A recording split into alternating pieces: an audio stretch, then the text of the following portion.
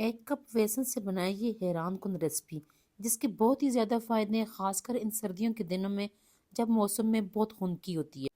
ये रेसिपी छोटे बड़े सबके लिए बहुत मुफीद है। बस आप लोगों ने मेरे वीडियो को पूरा देखना है ताकि सारे स्टेप आपको समझ आ जाएं। तो अपनी रेसिपी की तरफ जाते हैं जी। बिस्मिल्लाहिर्रहमानिर्रहीम। सबसे पहले आपने एक कढ़ाई ले लेनी है और उसमें आपने 1.5 गिलास पानी डाल देना है। 1.5 गिलास पानी डाल दें। फ्लेम अपने यहाँ पर मीडियम रख लेनी है। पानी जैसे ही उबलने लग जाए तो फिर आपने 1 कप इसमें बेसन डाल देना है। या जितनी क्वांटिटी आपको ज़रूरत हो उसके मुताबिक आप अपनी चीज़ें जो हैं वो इसमें डाल दें। मैंने यहाँ पर 1 कप बेसन ले लिया, पानी में इसको डाल दिया। अच्छे तरीके से इसको पानी में मिक्स कर दें ताकि बेसन जो है उसमें जितनी भी गुठलियाँ बन रही हैं वो ना बने। अच्छे तरीके से आपने 2 से 3 मिनट इसको स्लो फ्लेम पे पानी के अंदर इसको पकाएं। ठीक है, सिर्फ 2 से ढाई मिनट में ये जो है वो पानी के अंदर जज्ब हो जाएगा। अच्छा, ये बेसन जो है ये बहुत गर्म होता है और आप इनको जो है आम रूटीन में इसकी रोटियां भी लोग बनाते हैं। और ये शुगर वाले जो पेशेंट होते हैं उनके लिए ये बेसन और जौ की रोटियां या इस तरह की चीज़ें जो होती हैं, इस तरह की रेसिपी जो होती हैं वो बहुत बेस्ट होती हैं। अच्छा, यहाँ पर देखें मैंने 2 से 3 मिनट के अंदर अंदर बेसन के अंदर जितनी भी गुठलियाँ थी वो सारी तोड़ दी हैं चमचे के साथ, इस तरीके से। ठीक है, आप लोगों ने भी ये भी चीज़ को इस तरह करना है। फिर जैसे ही आपका ये अमेज़ा तैयार हो जाए आप इसको साइड पे रख लें। अभी आपने इसके अंदर कुछ नहीं डालना। अब हमारा जो नेक्स्ट स्टेप होगा वो यहाँ पर ड्राई फ्रूट्स को होगा। थोड़े से यहाँ पर आपने बादाम ले लेने, थोड़े से आपने इसमें थोड़े से काजू ऐड कर दें। आपके पास जो ड्राई फ्रूट है आप इसमें ऐड कर सकते हैं।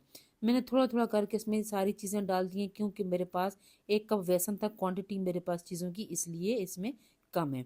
तो आपको जितनी ज़रूरत हो आप डाल दें। इस रेसिपी में जितने भी इंग्रेडिएंट्स इस्तेमाल हुए वो हमारे जॉइंट्स के लिए बहुत ज़्यादा बेस्ट है। अब आपने नेक्स्ट स्टेप जो करना है वो एक पैन ले लेना है, उसमें आपने 1 गिलास पानी डाल देना है।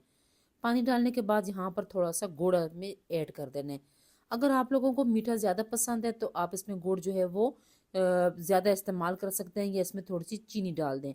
ये हम यहाँ पर अपने हलवे के लिए चाशनी तैयार कर रहे हैं, लेकिन मुझे यहाँ पर गुड़ जो था वो कम मिकदार में चाहिए था, इसलिए मैंने यहाँ पर एक ही दाना इसमें यानी 1 पीस मैंने ले लिया। अब हमारा जो है हलवा वो तैयार हो रहा है। तो इसमें मैंने क्या किया है, 3 बड़े खाने वाले जो चम्मच होते हैं उसके देसी घी के इसमें ऐड कर दिए। देसी घी डाल के आपने इसको थोड़ा सा फिर भूनना ताकि घी जो है वो हलवे के साथ मिक्स हो जाए। ये देखें इस तरीके से। अब आहिस्ता आहिस्ता आपने इसमें चम्मच चलाते रहना है। और यहाँ पर मैंने 2 खाने वाले चम्मच जो होते हैं काले चने, भुने हुए काले चने, उसका पाउडर मैंने बना लिया था वो इसमें ऐड कर दिया। 1 चम्मच यहाँ पर मैंने किशमिश यानी कि मेवा जो होता है वो इसमें डाल दिया टेस्ट के लिए। ये बच्चों को बहुत पसंद होता है, शौक से खाते हैं। 2 अदद इलायची यहाँ पर तोड़ के खुशबू के लिए वो इसमें डाल दी। फिर जनाब जो यहाँ पर मैंने ड्राई फ्रूट्स को ग्राइंड किया था, पाउडर बनाया था, और मैंने पाउडर इसका बहुत ज़्यादा बारीक नहीं बनाया। ठीक है, मैंने थोड़े से इसमें बादाम और इस तरह की जो चीज़ें थी वो मैंने थोड़ी सी छोड़ दी थी ताकि जब ये हलवे में मुंह में आए तो इनका टेस्ट हो। अब आपने यहाँ पर हलवे को अच्छी तरीके से देसी घी में इसकी भुनाई कर लेनी है, मीडियम फ्लेम पे 2 से 3 मिनट। ये देखें अब हलवा जो है वो घी छोड़ रहा है। तो यहाँ पर अब आपने क्या करना है, फ्लेम को स्लो कर दें।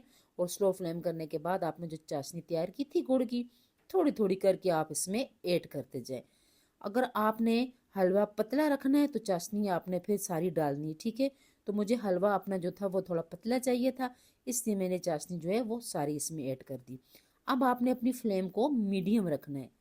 मीडियम फ्लेम पे ये होगा कि हलवा आपका अच्छी तरीके से भून जाएगा। अब यहाँ पर आपने सिर्फ और सिर्फ 5 से 6 मिनट इसकी बुनाई करनी है। जो गुठलियाँ वगैरह रह जाएंगी वो इसमें इस स्टेज पर आके वो ख़त्म हो जाएंगी। ये देखें कितना ज़बरदस्त बने। अगर आपको इस तरह का हलवा चाहिए तो आप इस तरह भी कर सकते हैं, लेकिन मैंने इसकी बुनाई थोड़ी और की। और ये देखें हमारी रेसिपी जो है वो बिल्कुल तैयार हो चुकी है। इसको डिश आउट करें और खाने के बाद आप रात को इसको ज़रूर इस्तेमाल किया करें। एक तो आपको नींद बहुत अच्छी आएगी, दूसरा जिस्म में जो दर्द वगैरह होगा वो ख़त्म हो जाएगा। तो रेसिपी को ज़रूर ट्राई करना है।